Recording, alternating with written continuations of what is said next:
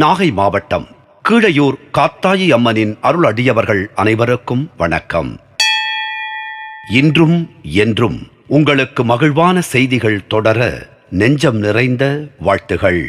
இன்று நாம் காணும் தெய்வங்கள் எவ்வாறு குறிப்பிட்ட தோற்றங்களையும் வடிவங்களையும் பெற்றன என்பது நமக்கு தெளிவாக தெரியவில்லை என்றாலும் அவர்கள் தங்கள் அம்சங்களையும் தோற்றங்களையும் பரபிரம்மனின் உடலுக்குள் பெற்றனர் என்பதே பரந்த கருத்தாகும். சிவன், விஷ்ணு, பிரம்மா மற்றும் பார்வதி போன்ற பிரதான தெய்வங்களை யார் எவ்வாறு வடிவமைத்தார் என்பது விவாதத்திற்குரிய விஷயம்.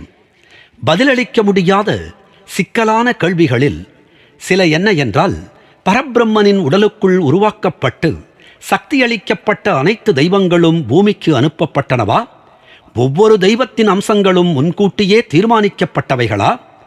பிரபஞ்சம் படைக்கப்படுவதற்கு முன்பே கண்ணுக்கு தெரியாத பல லட்ச தெய்வங்களும் தேவகணங்களும் பரபிரம்மனின் லோகத்திற்குள், அதாவது உடலுக்குள் தெய்வீக சக்தி கதிர்களாக குறிப்பிட்ட சில குணாதிசயங்கள் மற்றும் தோற்றங்களுடன் இருந்தன என்று சில ஆன்மீக குருக்கள் விளக்குகிறார்கள்.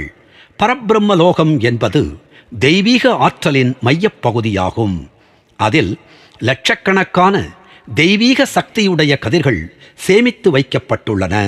பூமியும் கடலும் கூட அதற்குள் செயலற்ற நிலையில் இருந்தன என்பது இங்கு நினைவுகூரத்தக்கது. பல பண்டிதர்களின் கருத்துப்படி தனது உடலுக்குள் இருந்த தெய்வீக சக்தி கதிர்களை வெவ்வேறு வடிவங்களிலும் தோற்றங்களிலும் மாற்றுவதற்கு முன்பு பிரபஞ்சத்தின் முதன்மையான தேவ சிற்பி விஸ்வகர்மா என்பவர் பரபிரம்மனால் படைக்கப்பட்டு தனக்குள் இருந்த தெய்வங்களின் தோற்றத்தை வடிவமைத்தாராம். பரபிரம்மனின் உடலுக்குள் அமர்ந்திருந்த சிவன், விஷ்ணு, பிரம்மா மற்றும் பார்வதி போன்ற பிரதான தெய்வங்களின் வடிவத்தையும் தோற்றத்தையும் அதே தேவ சிற்பிதான் அமைத்தார் என்று நம்பப்படுகிறது. தெய்வ சிற்பி விஸ்வகர்மாவின் பாத்திரத்தை பற்றி ரிக்வேதத்தில் கூட குறிப்பிடப்பட்டுள்ளது. அதுபோலவே மேலும் சில உபநிடதங்களிலும் கூறப்பட்டுள்ளது. தெய்வ சிற்பி விஸ்வகர்மா தனது நாபியிலிருந்து பல உருவங்களை எடுத்து அவற்றை கொண்டே தெய்வங்களின் தோற்றத்தை வடிவமைத்தாராம். பண்டைய வேதகாலத்தில் தெய்வ சிற்பி விஸ்வகர்மாவை தெய்வ உருவங்களை படைக்கும் துவஸ்தாருடன் ஒப்பிட்டு பார்த்தார்கள். நாகை மாவட்டம் கீழையூர் காத்தாயி அம்மனின் திருப்பாதங்களை வணங்குவோம். அவள் அணைப்பில் இருக்கும் குழந்தையாய் நாமும் இருப்போம்.